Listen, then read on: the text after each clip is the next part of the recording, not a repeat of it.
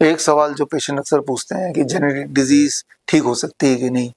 अब जेनेटिक क्या है पहले तो इसको समझना पड़ेगा, तब आपको समझ आ जाएगा ये ठीक हो सकते हैं। जैसे मेरे चेहरे स्किन का कलर है, ये जेनेटिक है। मेरे पेरेंट्स का कलर ऐसे ही कुछ था, राइट। आंखों के पुतली का कलर वो भी मेरे पेरेंट्स का ऐसे ही कुछ था, तो ये जेनेटिक हो गई।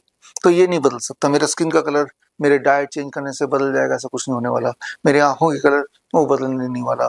कई बार जिस तरह से हम हमारी बॉडी की बनावट है वो बदलने नहीं वाला। दीज आर ऑल जेनेटिकली हमें अपने पुश्तों से मिली हुई है, तो ये तो है जेनेटिक। अब जो जेनेटिक नहीं है, जैसे एक बच्चा जो पैदा हुआ हेल्दी है, लेकिन वो कुछ सालों में वो डायबिटीज टाइप 1 पेशेंट पाया गया, बन गया इंसुलिन डिपेंडेंट, तो ये जेनेटिक नहीं है। जो चीज पैदा होने के बाद बॉडी में आई वो जेनेटिक नहीं है। एक बच्चा जब पैदा हुआ हेल्दी था, 1 साल की उम्र में 2-4 वर्ड बोलने भी लगा, माँ बाबा कुछ ना कुछ बोलने लगा, समझने लगा, उसका नाम पुकारो तो वो अटेंशन देने लगा, तो यानी कि उसका जो माइलस्टोन वो अचीव होने लगा। 2-2.5 साल 3 साल की उम्र में अब ये समझ आया पेरेंट्स को कि बच्चे को तो ऑटिज्म है, एडीएचडी है। तो क्या ये जेनेटिक है? ये जेनेटिक नहीं है, लेकिन डॉक्टर बोल देगा कि ये जेनेटिक है।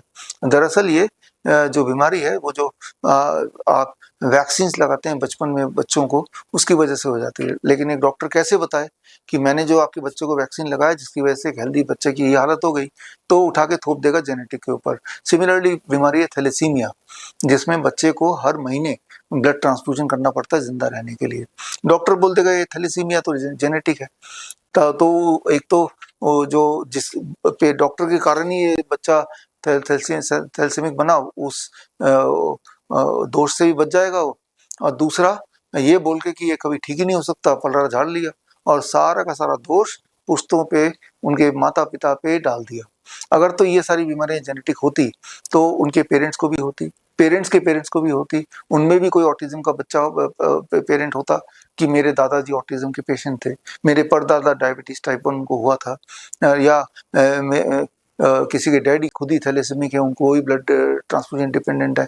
ऐसा तो है नहीं, क्योंकि वो ऐसा टाइम था जब उतना एलोपैथी दवाई का प्रकोप था नहीं, उतनी सारी सुइयां वगैरह कुछ नहीं लगती थी।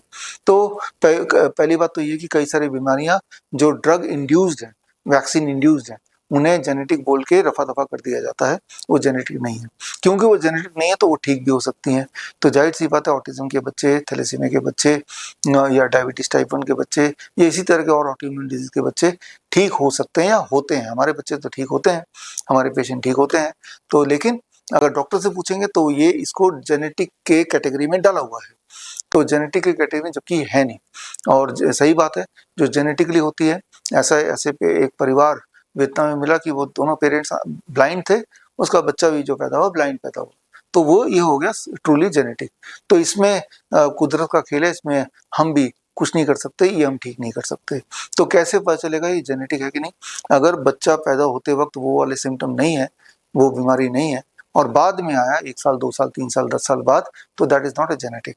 और अगर जेनेटिक नहीं है तो वो ठीक भी हो सकता है।